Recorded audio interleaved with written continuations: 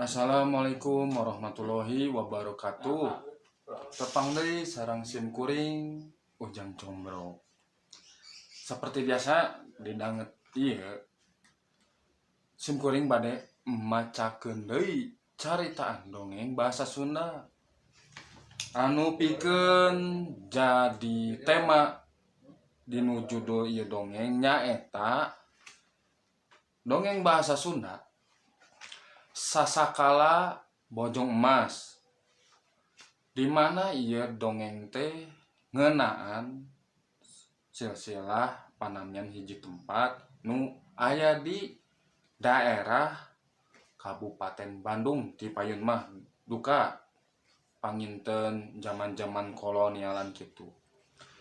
Anu gaduh temana di dieu nyaeta ngeunaan Purnahyang. Mangga ka pamirsa wilujeng didangukeun.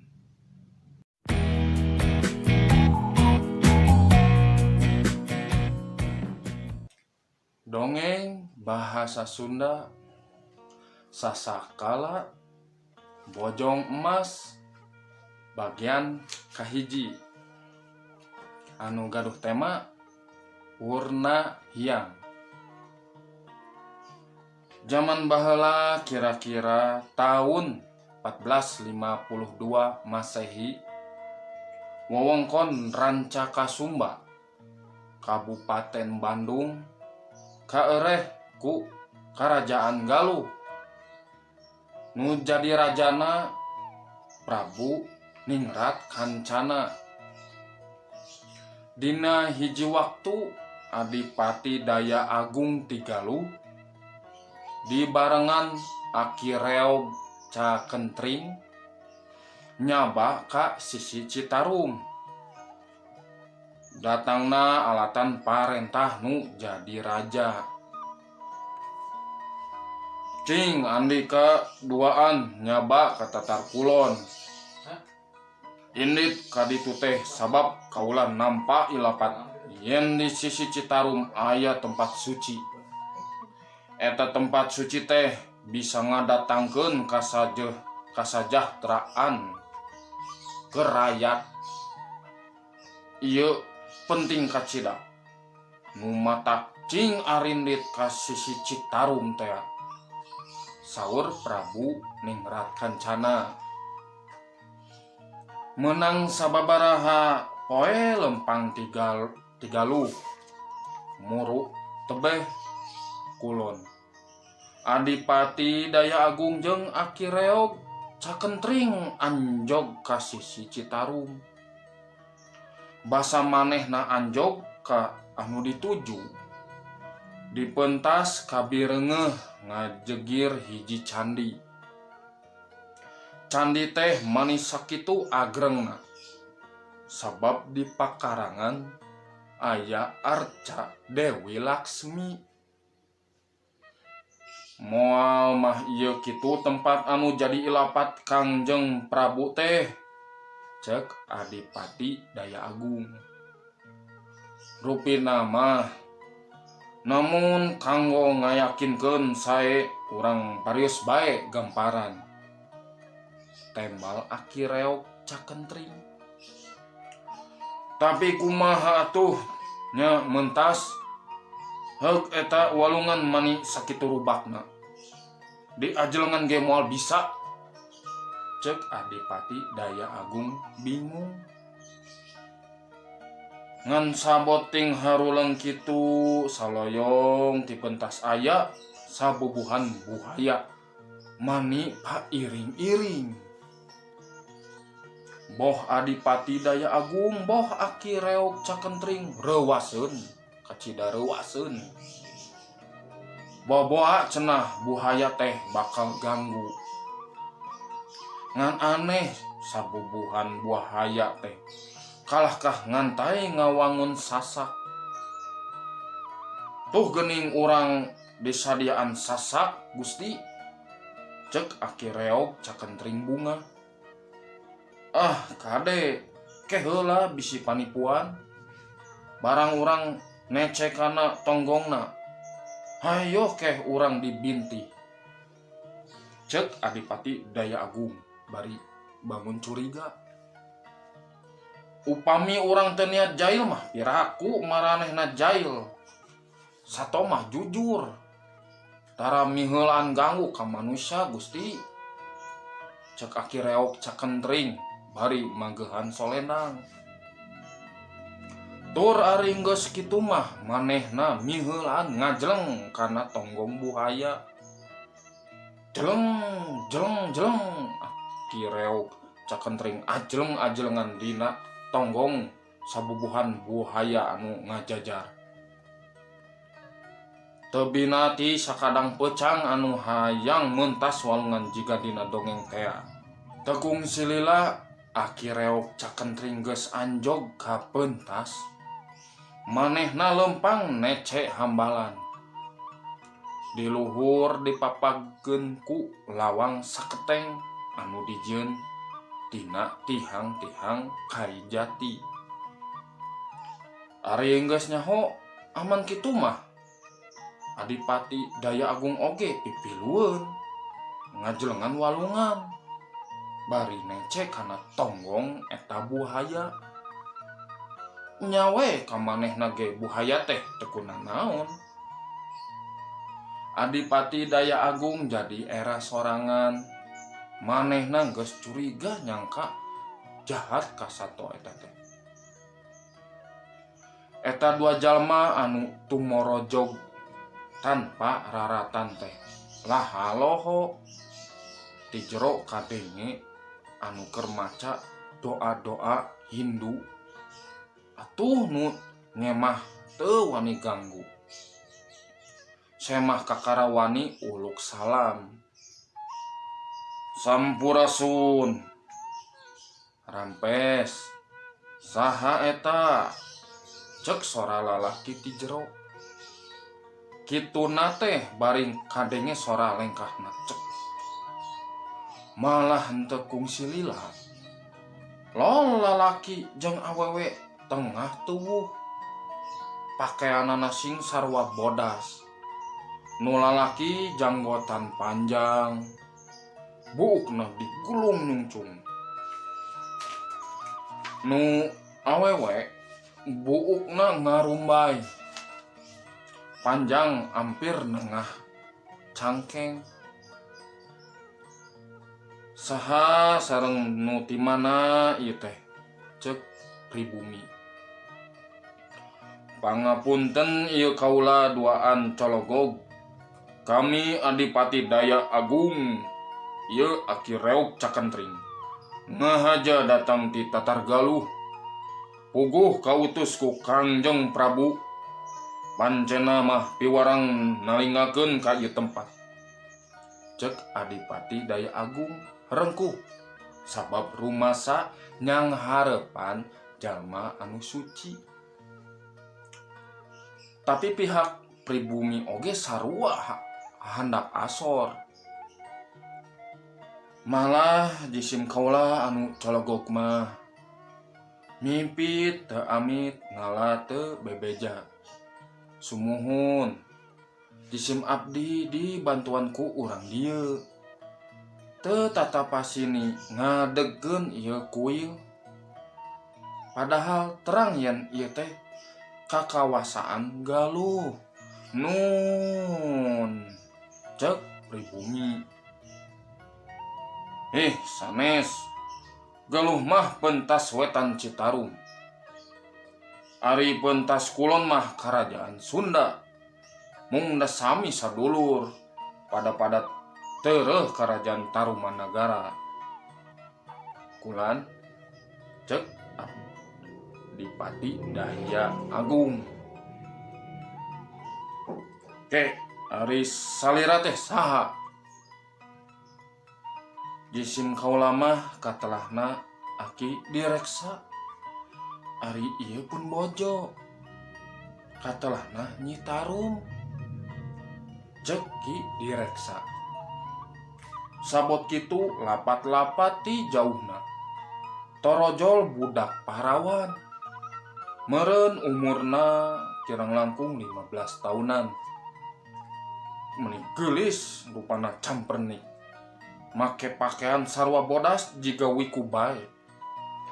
Budak teh datangna ngelek boboko di eusiku rupa-rupa kekembangan. Itu aya tetamu geuning, cek Aki reog cakentring teh. Hih, sanes eta mah pun anak kakasihna Nyi Permatasari, cek Nyi Tarum. Nyai uluk salam kata tamu ti Tatargaluh. Nu ieu Gusti Adipati Daya Agung. Nu itu nu janggotna rabig. Kakasihna Aki reog cakentring, cek Nyi Tarum. Aki reog cakentring ngagelenyu digeuykeun janggotna rabig teh. Keun bae cenah danyak kitu. Tatamu sanggeus dititah reureuh bari dituang leueutkeun ka karati ajakan cacarita deui. Cenah ieu candi teh ngaranna Purnahyang. Taya maksudna naon? Kajaba ngagungkeun agama. Candi teh dijieun, dialus-alus, batuna diukir, jangkungna mun cek ukuran ayeuna mah antanausna 5 dugi ka 6 meter. Di jerona aya tempat jang muja. Di jerona oge aya arca Dewi Laksmi. Ngan ukuranana mah henteu gede-gede teuing. Beda deui jeung anu ajeg di palataran. Saukuran jalma. Ngadegeun candi Purnahyang dibantuan rereongan ku penduduk nu dumukna di Pilumburan beh kidul. Penduduk teh kawilang butuheun tempat ibadah. Saban waktu penduduk kumpul ngayakeun acara muja ka Dewi Laksmi. Di sagigireun eta oge ngadoa keur kamakmuran nagara jeung kasalamatan rakyatna. Anu dimaksud nagara teh nyaeta Karajaan Sunda nu aya di kulon sareng nya karajaan nu aya di Karajaan Galuh di palih wetan. Leres pisan atuh kasauran Kangjeng Prabu Galuh teh, cek Aki reog cakentring. Nah kumaha kitu? Aki direksa ngareret bari ngomekeun jubahna. Atuh daradat Aki reog cakentring nerangkeun yen raja menang ilapat. Pajah aya hawa suci anu dipibutuh ku nagara. Cek Adipati Daya Agung nambahan kateranganana. Nya syukur bagja kumanjangan upami ti ieu tempat katawis aya cahaya kasucian. Cek Aki direksa bari bunga. Jalan anu bisa dipake muru kadinya teh ukur ngaliwatan Citarum. Jang keamanan sanggeus candi rengse Citarum dirubakan. Rubakna meureun aya kana 30 meter mah. Mun dibandingkeun jeung Citarum Kiwari, rubakna teh 2 kalieun nu Kiwari. Citarum dirubakan, mun teu maher-maher teuing mah jalma moal bisa meuntasan. Ongko harita make dipelakan buhaya sagala rupa. Ari sabubuhan buhaya anu dipelak teh teuing ku ngarti jiga sato anjing nu dikukut. Galakna ari ka anu teu wawuh wungkul. Mun ka anu geus wawuh mah buaya bager kacida. Sabalikna mun ka nu anyar pinanggi. Mun aya nu mentas walungan tumpak parahu. Parahuna teh digulingkeun. Nu tumpakna disanto. Buaya teh bangun anu apal.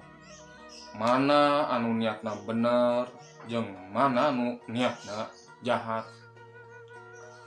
Ka Adipati Daya Agung atawa ka Aki Reog Cakentring mah balager pisan. Pon kitu deui ka Ambar Hayat anu kungsi mantuan.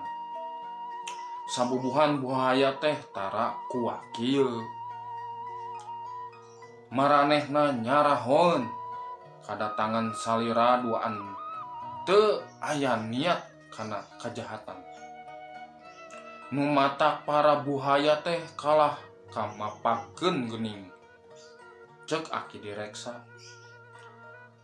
Ari geus sore ti pilemburan jalma ngabrul. Ngaleut ngeungkeuy bari babawaan.